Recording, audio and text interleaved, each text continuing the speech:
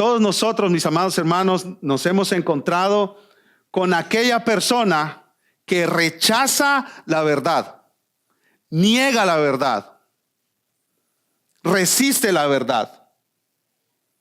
Tal vez es tu propio padre, tal vez es tu hermano, tu cuñado, tal vez es tu propio hijo.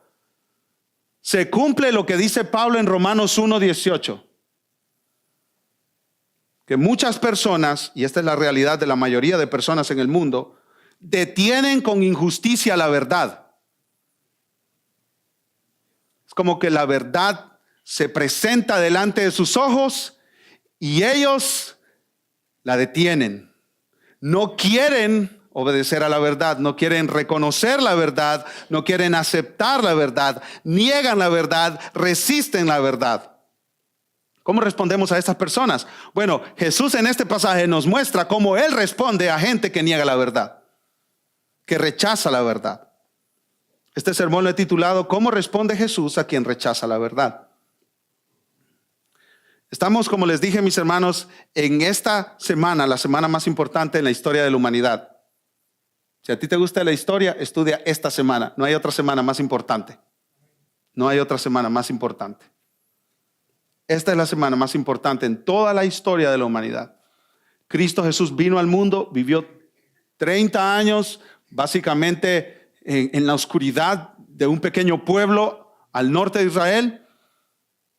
3 años ministrando, y en esta semana Él, a propósito, va a Jerusalén para ser crucificado, ser sepultado, y al tercer día, mis hermanos, resucitar de entre los muertos, venciendo al pecado, a Satanás y a la muerte.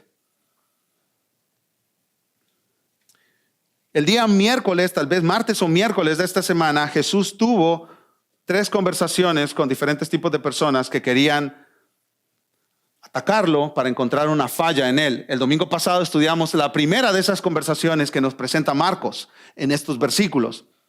La primera conversación fue con los fariseos y los herodianos, que le preguntaron, lo estudiamos el domingo pasado, si ustedes lo recuerdan, si es bueno dar impuestos al imperio romano o no. Jesús los dejó sin palabras. En esta conversación que Jesús tiene con los saduceos, le preguntan acerca de la resurrección. Y la próxima semana, si Dios lo permite, estudiaremos, mis hermanos, una conversación que Jesús tuvo con un escriba acerca de cuál es el mandamiento más importante. Todas estas preguntas que le hacen a Jesús, mis hermanos, son papas calientes, temas calientes del momento. Es como que tú estés reunido con un grupo de amigos y alguien diga Trump. Alguien diga demócratas, republicanos.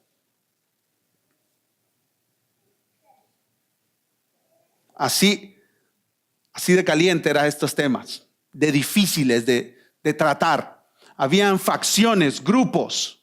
Esto de las divisiones de una nación, esto no es nuevo, mis hermanos. Esto es de siempre. No somos muy diferentes a las personas hace 2000 años. Por eso es que la Biblia es tan relevante para nuestras vidas hoy. Porque el corazón del ser humano sigue siendo exactamente el mismo. Habían divisiones, unos decían sí está bien dar impuestos al César, otros decían que no, otros en medio. Había gente que discutían acerca de la resurrección, unos que sí había, otros que no había, otros no sabemos. Esta discusión de cuál es el principal de todos los mandamientos era una discusión de todos los sábados en las sinagogas.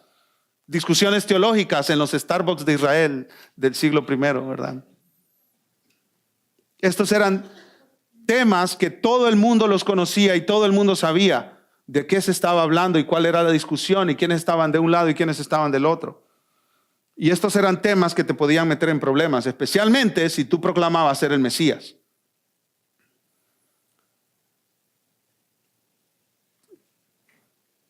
Estudiaremos el pasaje y nos quedará claro cómo Jesús responde a estos hombres que rechazan la verdad, mis hermanos. Vamos a analizar primero la pregunta de los saduceos y después vamos a analizar la respuesta de Jesús. 2 puntos. Veamos en primer lugar la pregunta de los saduceos, mis hermanos. Versículo 18. Entonces vinieron a él los saduceos, que dicen que no hay resurrección. Los saduceos era un grupo poderoso de Israel. Esta gente tenía dinero y poder. Las posiciones más altas en el gobierno, en el Sanedrín, en el grupo de 70 que dirigían la nación, eran de los saduceos. Estos hombres, mis hermanos, recuerdan que Jesús entró el día lunes, y limpió el templo. Estos hombres eran los dueños de los negocios que Jesús volteó el día lunes. No estaban nada contentos con Jesús. Volteó las mesas de los que estaban cambiando dinero, echó a los que estaban vendiendo palomas y otros animales. Estos hombres no estaban nada contentos. Estos hombres eran los de la plata, los del poder, los de gobierno. En lenguaje puertorriqueño, cuarto bate. Estos eran en lenguaje mexicano, mero mero. Estos eran los que tenían el poder. Si no me entendieron lo de cuarto bate, pregunten a alguien que le guste el béisbol, ¿verdad? La pelota. Estos eran los que tenían el poder. Hoy en día, si los saduceos vivieran todavía y existiera este grupo, tú los encontrarías en las portadas de las revistas de negocios. La revista Forbes, por ejemplo, ahí estaría un saduceo. ¿Sí? Estos se codearían ¿con quién? Con Bill Gates, con Carlos Slim, con los poderosos de su tiempo, ¿verdad?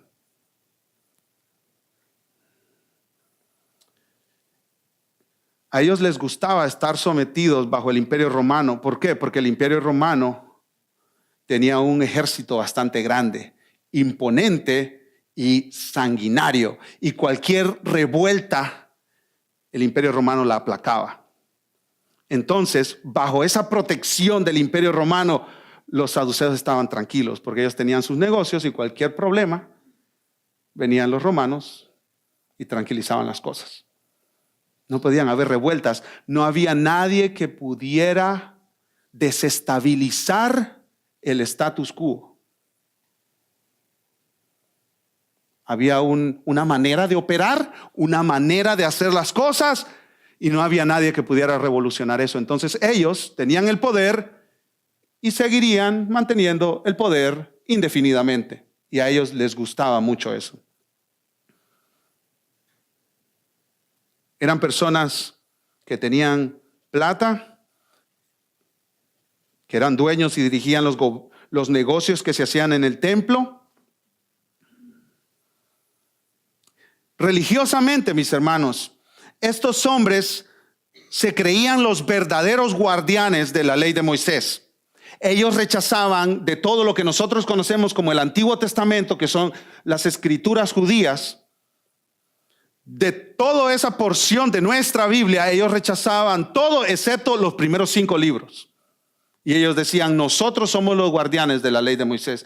Rechazaban los libros históricos, poéticos, proféticos. Ellos rechazaban todo excepto los primeros 5 libros de nuestra Biblia, llamado Torá o Pentateuco. Teológicamente, ellos negaban todo lo que tenía que ver con sobrenatural. Lo negaban absolutamente todo. Negaban la existencia de ángeles, negaban la existencia de seres superiores como los ángeles, negaban la resurrección, y ahí está la clave. Esta era la doctrina principal de los saduceos. ¿Cuál era la doctrina principal? No creían en la resurrección. Y Marcos nos comenta en el texto, ¿no es cierto? Lo acabamos de leer. Entonces vinieron a él, a Jesús, los saduceos, versículo 18, que dicen que no hay resurrección. Marcos te deja saber lo que estos hombres creían acerca de la resurrección. Ellos decían que no había resurrección. Ellos creían que cuando una persona moría, terminaba su existencia. Hasta allí. Hasta ahí llegaba. Como muchos hoy en día, ¿no es cierto? Llamados ateos o agnósticos. Todo lo que hay es lo que tú ves. No hay vida después de esta muerte. Tal vez tú viniste aquí hoy y tú eres uno de ellos.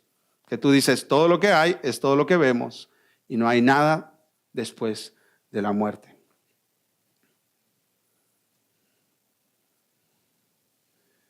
¿Por qué, mis hermanos? ¿Por qué ellos pensaban de esta manera? Es muy fácil. Si no hay vida después de la muerte, no hay castigo a tu maldad. No hay rendición de cuentas. No le tienes que dar cuentas a nadie de lo que hiciste en esta tierra, ¿no es cierto? Tú puedes hacer lo que quieras. Tú puedes hacer lo que quieras. ¿Por qué muchas personas niegan que hay vida después de la muerte? Y niegan que nos tendremos que presentar delante de Dios a rendir cuentas. Porque ellos no quieren someter su vida a nadie. Quieren vivir como les dé la gana. Si no hay juicio, entonces tú puedes hacer lo que tú quieras. Como decían los corintios y como muchos dicen hoy, comamos y bebamos, que mañana moriremos. Se acabó, haz lo que quieras con tu vida, haz lo que quieras con tu cuerpo. Los saduceos decían, si queremos tener negocios en el templo, pues los tenemos, ¿qué importa? No hay consecuencias de eso, no hay recompensas para el bien. Para personas que honraron a Dios y vivieron vidas piadosas, no hay recompensas para ellos, porque tu vida termina cuando tú te mueres. Sí. Ellos realmente vivían su teología, mis hermanos. Ellos realmente vivían su teología. Y esta es una aplicación para nosotros hoy. Nuestra teología, lo que nosotros creemos acerca de Dios, acerca del futuro del mundo por venir, de la resurrección, nuestra teología nos dice cómo vivir. Tú vives de acuerdo a lo que tú crees. ¿No es así, mis hermanos? Tú vives de acuerdo a lo que tú crees. Por eso Pablo dice en Romanos 12, que seamos transformados en nuestra mente. Que seamos transformados en nuestra mente. Porque tú vives siempre según lo que crees. Según lo que crees. Tu teología impactará la manera en cómo vives. Podemos decirlo de esta manera, tú vives tu teología, tú vives de acuerdo a lo que crees. ¿Cómo tú crías a tus hijos? Depende de tu teología. ¿Cómo tú manejas tu dinero? Depende de tu teología. ¿Cómo tú miras la iglesia? Depende de tu teología. ¿Qué buscas en una iglesia? Depende de tu teología. Si crees que Dios es soberano o el hombre es soberano. Si crees que Dios está en su trono o el hombre está en el trono.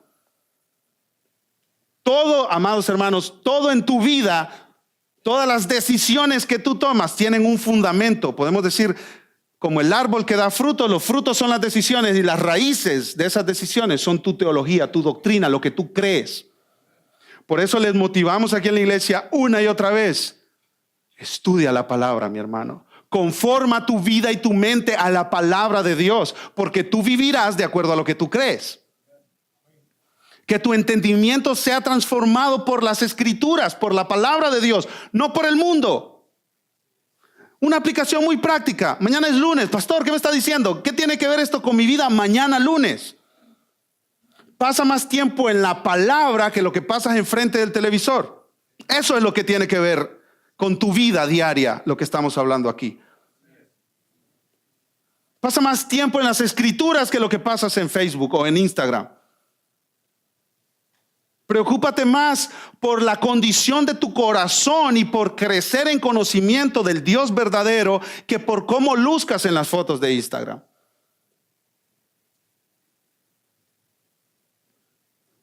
Haz el máximo esfuerzo por conocer la verdad de Dios que se encuentra en la palabra de Dios.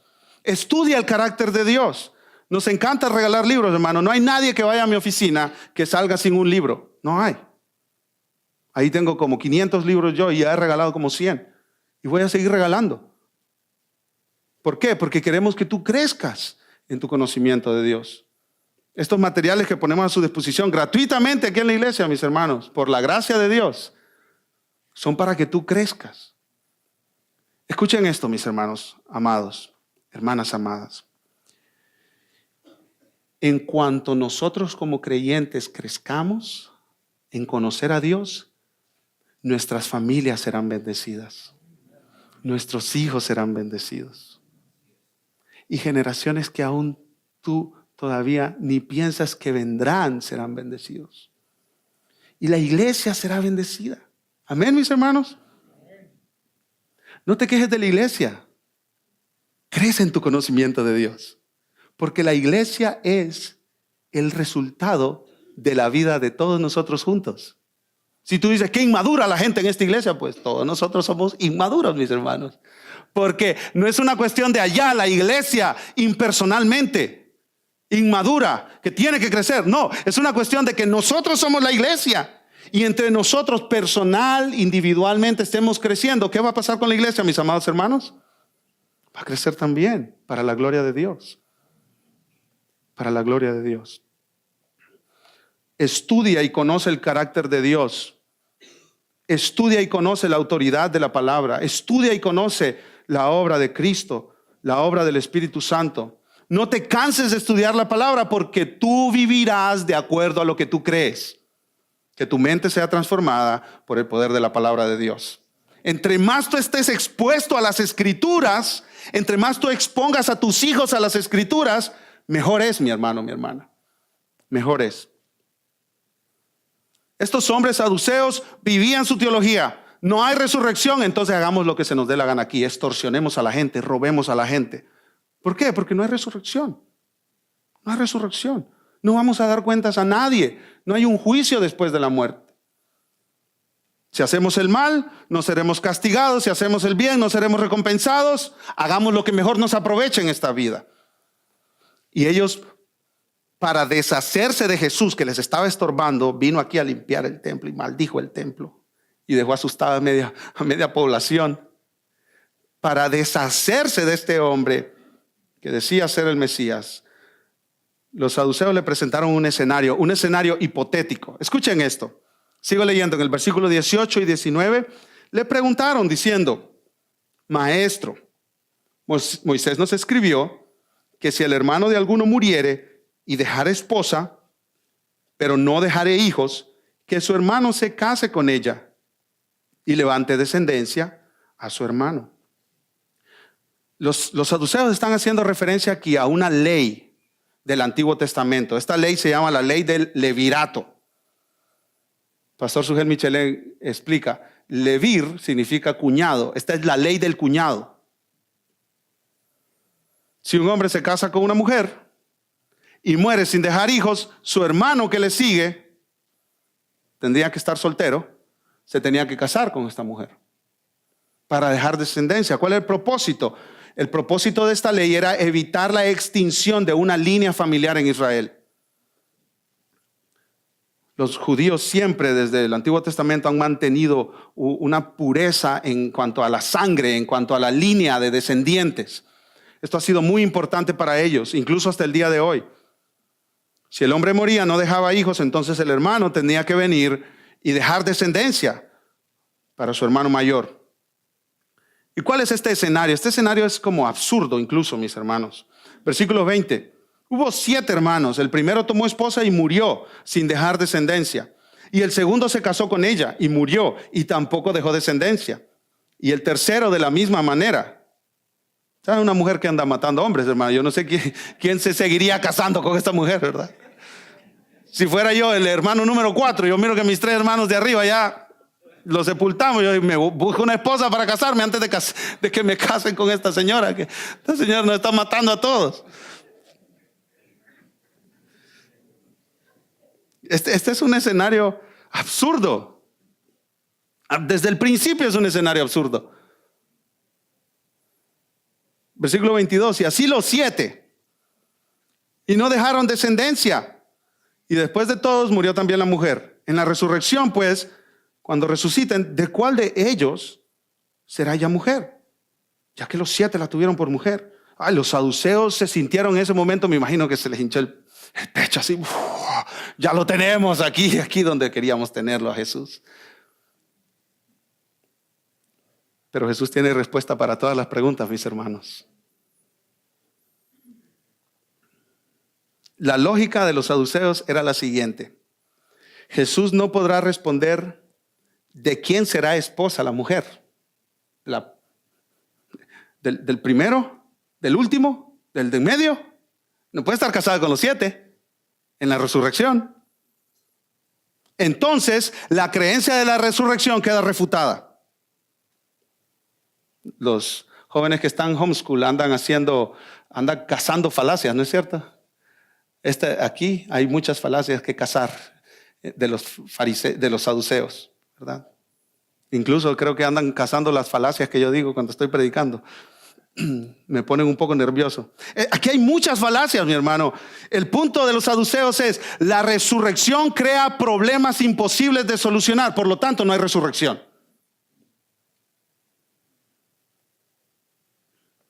¿Cuál es el objetivo de los saduceos? ¿Por qué esta pregunta? Ellos quieren hacer pasar a Jesús como tonto. Jesús no conoce las escrituras, no las puede explicar, entonces la gente no puede confiar en él. Quieren hacer pasar a Jesús como un tonto. Quieren desacreditar a Jesús porque Jesús no tiene respuesta para este escenario que le hemos planteado. Jesús no sabe qué responder. ¿De quién va a ser esposa esta mujer? Un pastor dice que los saduceos sabían que Jesús creía en la resurrección, entonces querían atraparlo en un absurdo lógico y mostrar que era un tonto para que la gente lo viera como alguien menos capaz de manejar las escrituras. Como consecuencia, la gente ya no lo sigue, ya no tiene poder, ya no tiene autoridad y seguimos nosotros haciendo nuestros negocios en el templo. Nos deshacemos del problema, del problemita de este supuesto Mesías. Eso fue la pregunta de los saduceos. Ahora veamos la respuesta de Jesús, mis hermanos, en segundo lugar. Versículo 24. Entonces, respondiendo Jesús, les dijo: ¿no erráis por esto, porque ignoráis las escrituras y el poder de Dios? Esa es una pregunta que trae una respuesta en sí misma. En otras palabras, Jesús hace la pregunta para hacerlos pensar. La respuesta a esta pregunta es sí, ellos están errando. Ellos ignoran las escrituras, ellos ignoran el poder de Dios. Ahora, mis hermanos, piensen en esto. Jesús está hablando con la élite de Israel, política y religiosamente. En poder y en autoridad y en dinero no hay nadie como estos hombres. Jesús puede estar hasta intimidado, mis hermanos, por ellos. ¿No te has intimidado tú al conocer al dueño de la compañía? ¿No has sentido un poquito de inferioridad cuando llega el que manda, el que toma las decisiones? Esta es una situación que no es común, mis hermanos. Jesús está enfrente de los que mandan en toda la nación de Israel y los tiene en su contra. Y les dice: ustedes ignoran, ustedes no conocen. Ustedes están errando. Esto es un insulto. Estos saduceos son hombres estudiados, tienen maestrías y doctorados, y viene este rabino nazareno. ¿Qué bien puede venir de Nazaret? Que tiene un grupito de seguidores y nos dice que somos unos ignorantes. Esto no sonó nada bien para este grupo de hombres. Lo que Jesús les dijo, versículo 24, seguramente sonó como un insulto. Ustedes tienen 3 problemas, les dice Jesús. Hermanos, en una frase, en una corta frase, Jesús nos enseña tanto. Y nosotros podemos pasar en esta frase 2, 3, 4 horas hablando de lo que Jesús dice aquí, mis hermanos. No se preocupen, no voy a tomar tanto tiempo. No se asusten. Pero aquí hay tanto que tú puedes ir a tu casa y con esa frase, pensando en Jesús y en los saduceos y en esta conversación, tú puedes seguir aprendiendo y aprendiendo y aprendiendo y aprendiendo.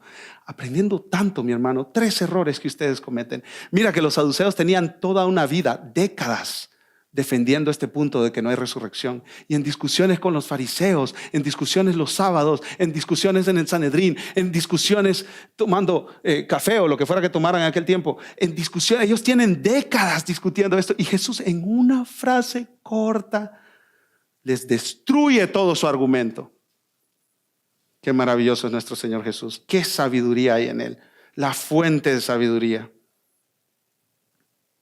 3 problemas. En primer lugar, ¿no erráis por esto? Esta palabra errar, mis hermanos, significa que el problema de los saduceos es que se habían desviado del camino de la verdad. Se habían desviado del camino de la verdad. Un comentarista explica que este verbo erráis traduce el verbo griego planao, de donde obtenemos la palabra planeta, planao, planeta.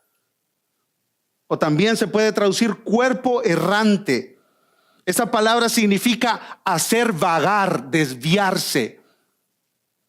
Jesús les dice, mis hermanos, cuando Él dice erráis, Jesús les está diciendo, ustedes están extraviando por su ignorancia bíblica. Están mentalmente errantes. Se han alejado de la realidad. Han sido desconectados de la razón. Quien niega la resurrección está siendo desconectado de la razón, de la lógica, de la verdad. Y esto es, hermanos, algo activo. Ustedes se han desconectado porque han voluntariamente decidido desconectarse de la verdad. Se han desconectado del uso de la razón. ¡Wow! ¡Qué poder para hablar de nuestro Señor Jesucristo! En Judas, versículo 13, Judas dice que los falsos maestros son como estrellas errantes. Se han desviado de la verdad, se han apartado de toda razón. Amados hermanos y amadas hermanas, ¿no es eso lo que vemos hoy en día con muchas personas que niegan a Dios, niegan lo sobrenatural, niegan la Biblia? ¿Qué les dice Jesús a esta gente? Se han apartado de todo uso de razón. Se han apartado, se han extraviado de la verdad.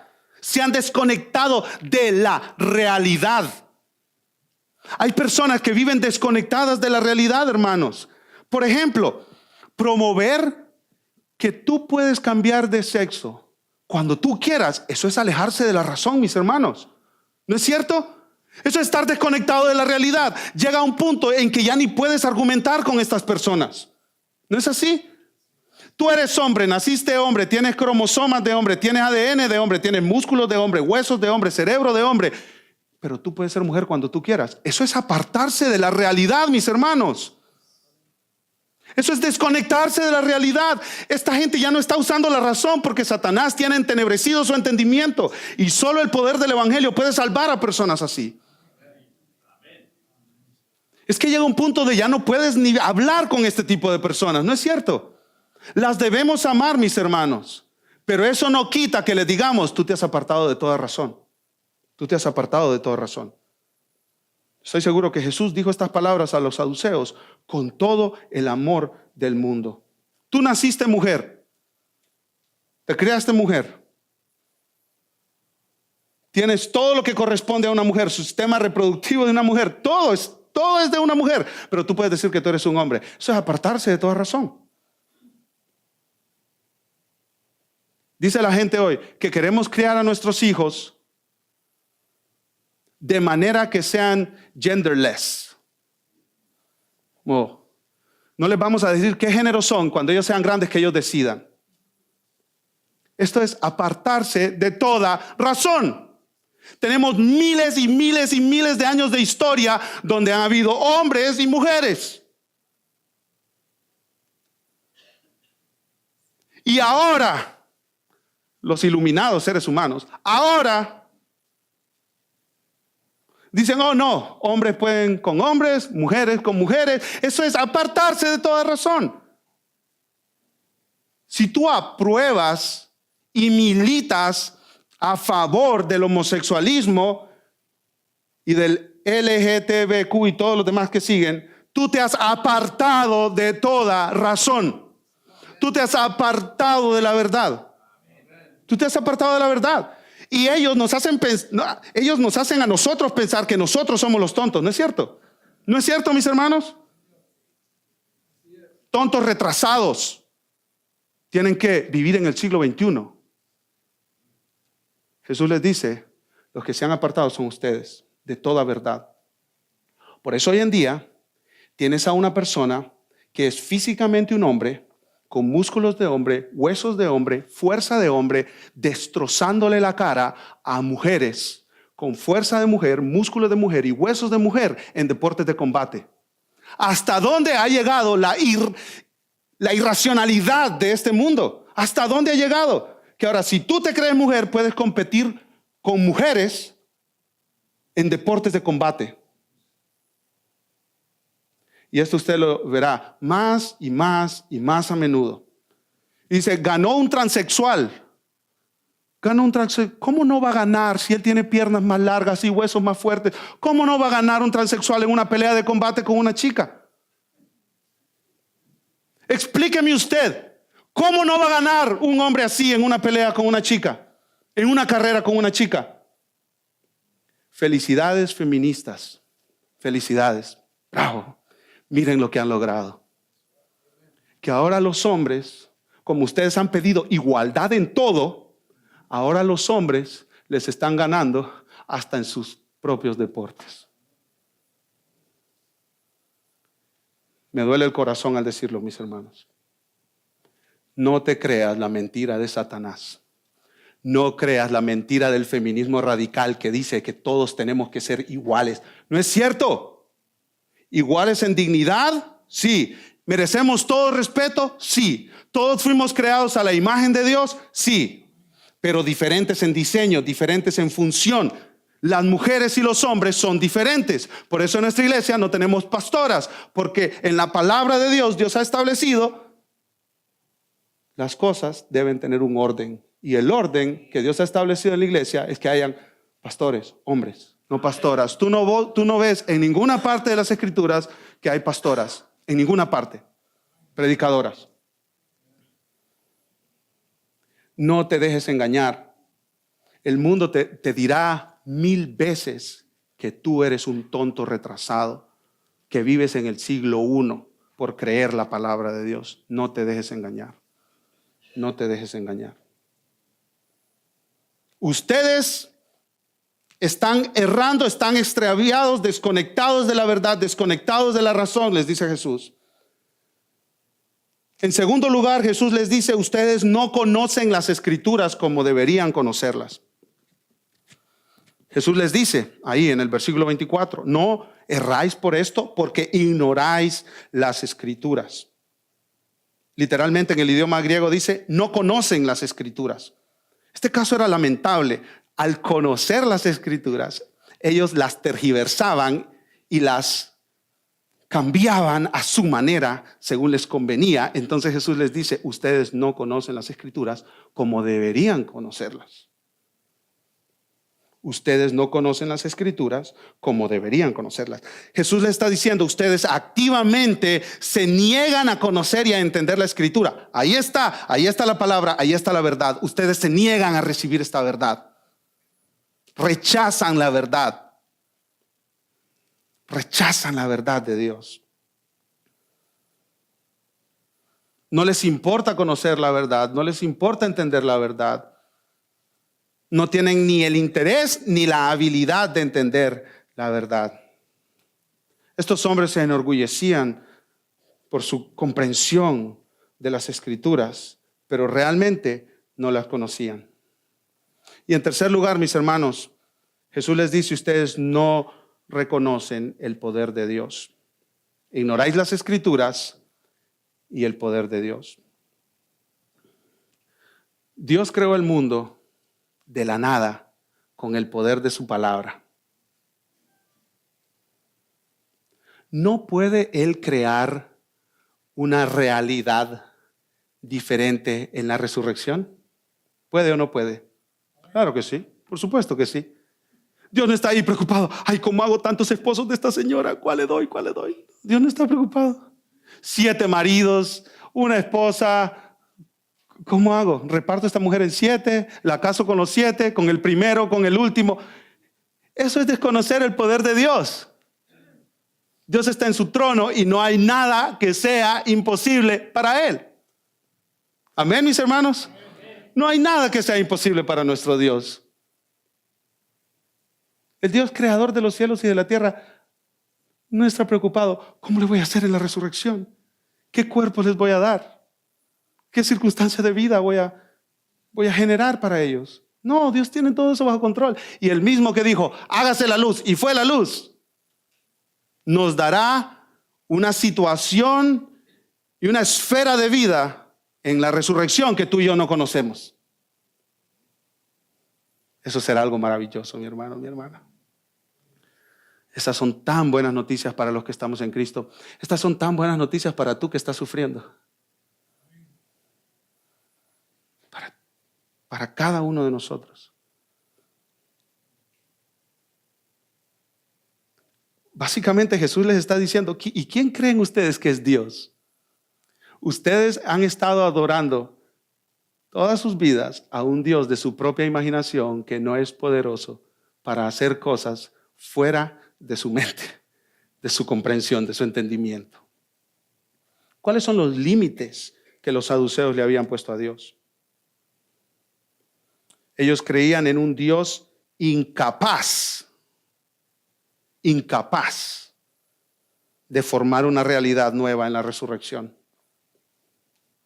Este no es el Dios de la Biblia al cual los saduceos adoraban. Este es un Dios de su propia imaginación.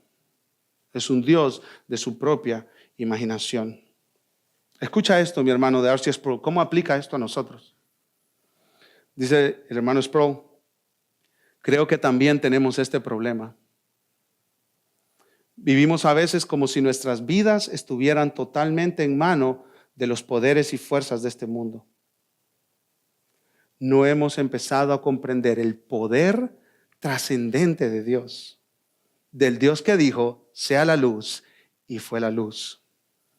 Y termina el hermano Sproul con estas palabras, necesitamos conocer y confiar en nuestro Dios poderoso. ¿En qué Dios has confiado tú, mi hermano?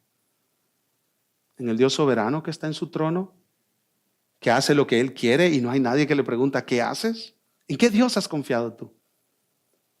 Nuestra confianza debe estar depositada en el Dios verdadero que creó los cielos y la tierra. Amén, mis hermanos. Ese Dios que para Él no hay nada imposible. En ese Dios confiamos. Y Jesús les explica, vamos a darle una probadita a esta gente de cómo será la resurrección. Versículo 25. Porque cuando resuciten de los muertos, ni se casarán, ni se darán en casamiento. El matrimonio es un elemento no permanente del plan y del diseño de Dios. Lo voy a repetir. El matrimonio es un elemento no permanente del plan y el diseño de Dios. El matrimonio es para este mundo nada más, mis hermanos. Es buena noticia para las hermanas que están pasando por unos matrimonios tan difíciles. Que su esperanza de ir al cielo es, Señor, líbrame de esta tortura, Padre, por favor. Líbrame, Señor. ¿Sí?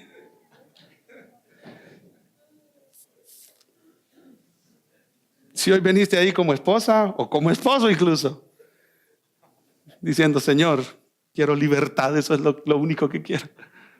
Te vas con muy buenas noticias.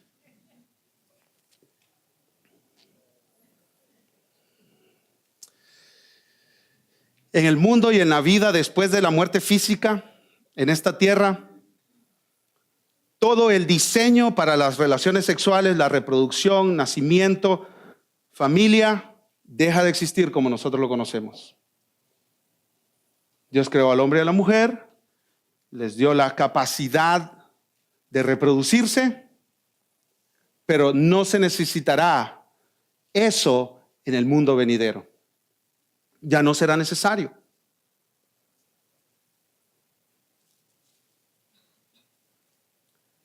Las personas que resucitemos seremos transformados para vivir en una dimensión de vida, en una esfera de vida que nunca hemos experimentado.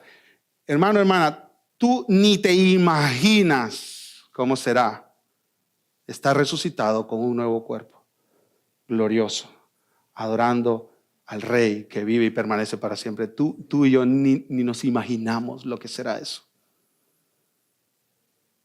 Y tal vez hay una hermana soltera o un hermano soltero aquí, pastor, pero yo no me he casado, yo no he disfrutado de la consumación de un matrimonio. Mira, yo platicaba con mi esposa ayer, yo le decía, hay pocas cosas más bonitas que un buen matrimonio. Qué bendición es un buen matrimonio, mis hermanos. Qué paz, qué gozo, qué alegría, qué compartir. No le creas al mundo que el matrimonio es desperdiciarte. El matrimonio es una bendición. El matrimonio es un gozo, es un deleite.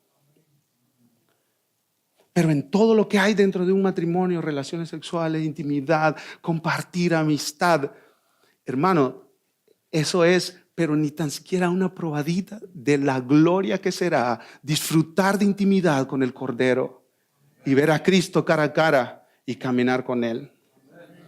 Jesús no nos dice que no habrá matrimonio. Jesús nos dice que nosotros ya no nos casaremos, ni seremos dados en matrimonio. Habrá un solo matrimonio entre Cristo y la iglesia. Y la función del matrimonio aquí en la tierra, escuchen esto, la función de tu matrimonio cristiana, la función de tu matrimonio aquí en la tierra es reflejar y representar el matrimonio entre Cristo y la iglesia. La intimidad, la cercanía, el amor, como el hombre, Cristo, dio su vida por la iglesia y como la esposa, la iglesia, responde en sumisión y en amor al esposo.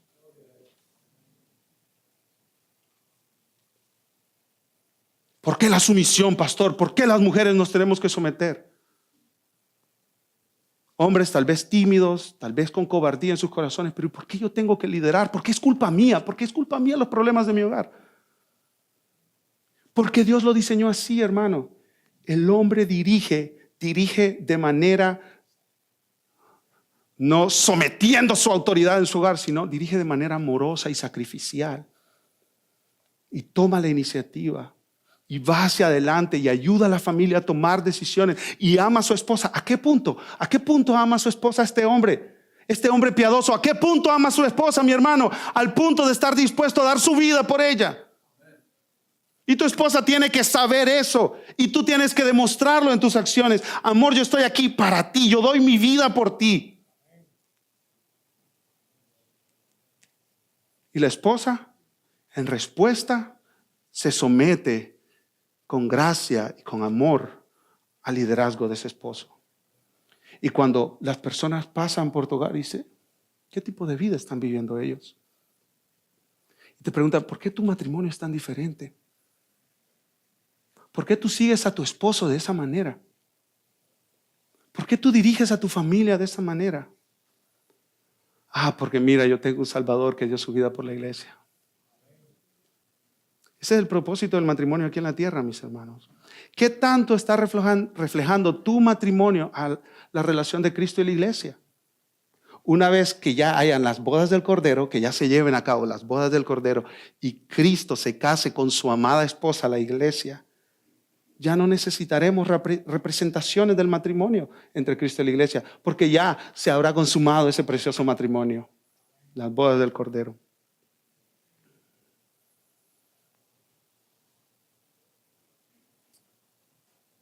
Si tu matrimonio es dulce aquí en la tierra, dale gloria a Dios y gózate. Tienes una pequeña probadita de lo que será el matrimonio en los cielos.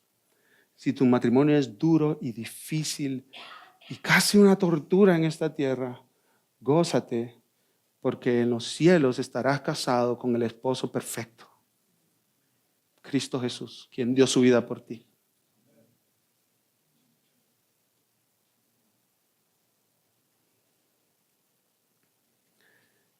Una aplicación que no la tengo aquí, pero se me vino a la mente.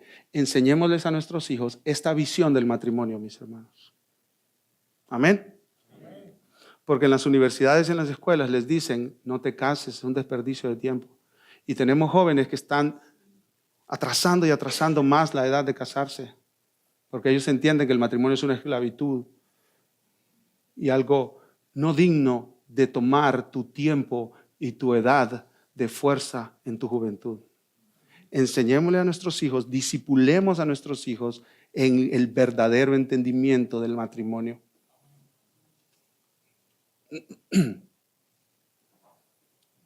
Jesús dice, no se casarán ni se darán en casamiento, sino serán como los ángeles que están en los cielos. Esto no quiere decir que seremos convertidos en ángeles. No, nosotros seremos siempre diferentes a los ángeles.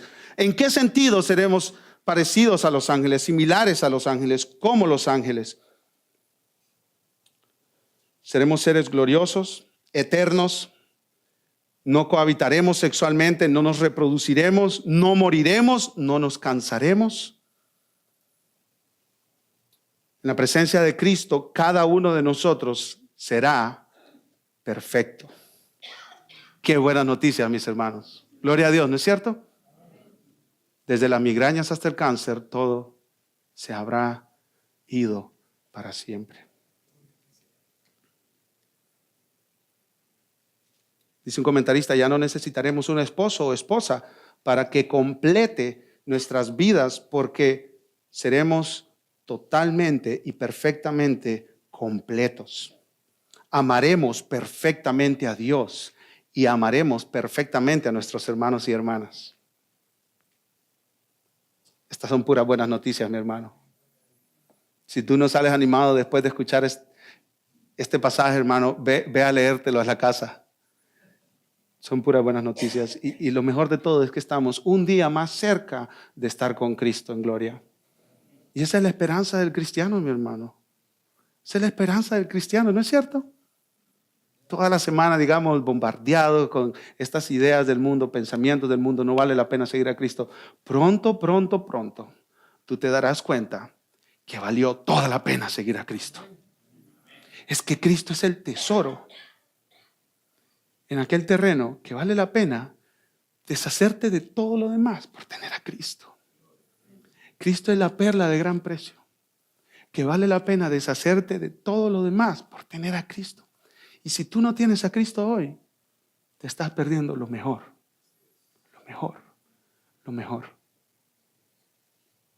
No son ilusiones, no son sueños mentirosos, es la verdad de Dios, que está garantizada para todos los que están en Cristo. Versículo 26, Jesús termina de explicar este punto importante sobre la resurrección. Pero respecto a que los muertos resucitan, ¿no habéis leído en el libro de Moisés? Hermanos, estos hombres, estos saduceos eran los que se consideraban expertos en el libro de Moisés. ¿Y Jesús dónde los lleva para respaldar la verdad de la resurrección? Al libro de Moisés. Hay muchos pasajes del Antiguo Testamento que tú puedes usar para respaldar la verdad de la resurrección. Daniel capítulo 12, versículo 2 es el mejor de ellos. Pero hay muchos en los Salmos, en el libro de Job, etcétera, etcétera, etcétera, etcétera. En los profetas. ¿Pero dónde los lleva Jesús? Al Pentateuco, a los libros de Moisés. ¿Por qué? Porque ellos se creen expertos en el Pentateuco. Y no solo en el Pentateuco, ellos se creen expertos en estas palabras que les dice Jesús. Como le habló Dios en la zarza, diciendo, ¿no habéis leído en el libro de Moisés cómo le habló Dios en la zarza, diciendo, yo soy el Dios de Abraham, el Dios de Isaac y el Dios de Jacob? Dios no es Dios de muertos, sino de vivos, así que vosotros mucho erráis. Hermanos, esta frase, Dios, el Dios de Abraham, el Dios de Isaac, el Dios de Jacob, esta frase la repetían todos los sábados en las oraciones. Es que es tan fácil engañarnos, mis hermanos, creyendo que conocemos a Dios y la Biblia y está repitiendo nada más cosas que no creemos en nuestro corazón. ¿No es cierto, mis amados hermanos? No te engañes, hermano. Dale todo tu corazón a Cristo. Síguelo con todo tu ser. Estos hombres repetían cada sábado esta oración y decían, no hay resurrección. Y Jesús les dice, ustedes no han leído. ¿Y qué es lo que está pasando aquí? En la misma oración que repiten cada sábado, en la misma escritura que ustedes se consideran los expertos, ustedes con maestrías y con doctorados, en esa misma escritura, está respaldada la verdad de la resurrección. Dios no era el Dios de Abraham, de Isaac y de Jacob. Dios es el Dios de Abraham, de Isaac y de Jacob. Porque la muerte para el Hijo de Dios es solamente como un taxi que te lleva a donde quieres ir. La muerte no te desaparece de esta tierra. Y para Dios, hermanos, si tú eres su hijo, estar vivo en esta tierra o morir y ir con Él a su presencia, da básicamente igual. Él sigue siendo tu Dios. Vivo en esta tierra, en esta carne, en estos huesos, respirando, o en la presencia de Cristo. Él sigue siendo tu Dios. No tengas temor a la muerte. No tengas temor a la muerte. Dios hizo un pacto con Abraham, Isaac y Jacob de ser su Dios eternamente y para siempre.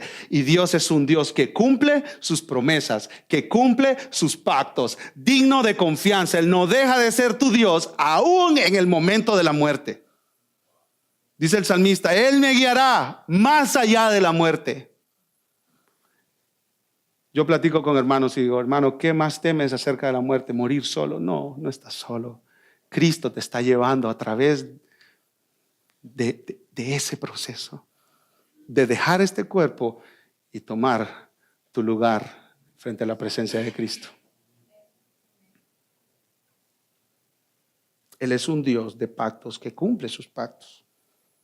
Él no deja de ser nuestro Dios aún en el valle de la sombra y de la muerte.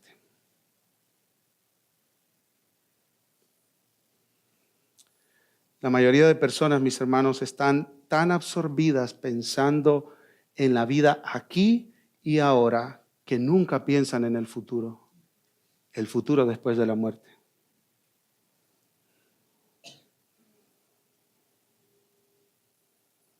Hoy es el día para que tú pienses en tu futuro. Y si tú no estás en Cristo, ven a Él hoy. Corre a Él hoy. No importa tu edad, no importa tu situación de vida. Cristo es el tesoro de gran precio, que vale la pena dejarlo todo por tenerlo a Él. Y solo en Cristo hay esperanza de resurrección y de vida eterna en los cielos. Solo en Cristo. Fuera de Cristo no encontrarás una vida plena, ni aquí en este mundo, ni en la venidera. Solo en Cristo hay total satisfacción, gozo, delicias a su diestra, dice el salmista, para siempre. Para siempre. Ven a Cristo hoy. Y si tú eres creyente, si tú estás en Cristo, si tú conoces a Cristo, si tú has abrazado esta gran salvación, termino con esta frase, mis hermanos, de un pastor. ¿No es maravilloso pensar en la resurrección? Nuestra vida presente no está en la forma en que viviremos para siempre. Tendremos un cuerpo glorificado, perfecto en todas sus formas. Amaremos perfectamente a Dios, adoraremos perfectamente a Dios, nos amaremos perfectamente unos a otros, tendremos conocimiento perfecto, estaremos perfectamente motivados para servir a nuestro buen Dios. Nuestra obediencia será perfecta. Ya no lucharemos contra el pecado. Y lo haremos todo con una alegría sin límites. Nunca nos cansaremos, nunca nos sentiremos debilitados, nunca nos aburriremos, nunca nos desanimaremos, nunca nos decepcionaremos. Tendremos alegría sobre alegría sobre alegría por siempre. Vamos a orar. Padre, te bendecimos, Señor, a ti por tu palabra. Gracias por la esperanza de la resurrección. Gracias porque en Cristo tenemos vida eterna. Y una vida que ni tan siquiera podemos comenzar a imaginarnos, Señor. Te bendecimos por tus promesas, Señor, y como cantamos hace un momento, tú eres un Dios que cumple sus promesas. Yo te quiero pedir si en este lugar hay alguien que seguramente sí, Señor, tú conoces los corazones. Si hay alguien que no se ha arrepentido de sus pecados y no ha confiado en Jesús como su Salvador, yo te quiero suplicar, Señor, que con el poder de tu Espíritu Santo tú le abras sus ojos para que él vea la gloria de Dios en Cristo, para que ella vea la gloria de Dios en Cristo, Señor. Para que ella o él reflexionen y digan, es que en el mundo no hay nada digno por lo cual vivir, sino solamente en Cristo.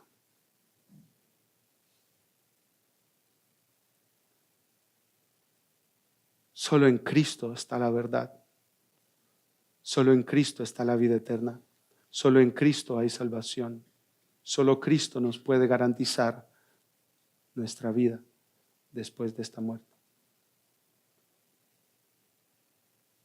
Si tú estás aquí hoy y dices, yo no conozco a Cristo, yo no me he arrepentido de mis pecados y he confiado en Él para mi salvación, yo te ruego que tú vengas a Jesús hoy y en una oración tú le digas, Dios, yo reconozco mi pecado, reconozco mi maldad, me arrepiento de mi maldad y confío en Jesús y recibo el regalo de la vida eterna en Él. Si necesitas ser guiado en este caminar con Jesús, te ruego que te acerques conmigo o con un creyente maduro, con una creyente maduro que te pueda guiar a seguir a Jesús. Padre, te bendecimos. Gracias por esa promesa, Señor, que los que están en Cristo tenemos un eterno glorioso, un futuro glorioso, Señor, por la obra de Jesús en la cruz. Llévanos con tu paz y tu bendición a nuestros hogares. En el nombre de Jesús. Amén.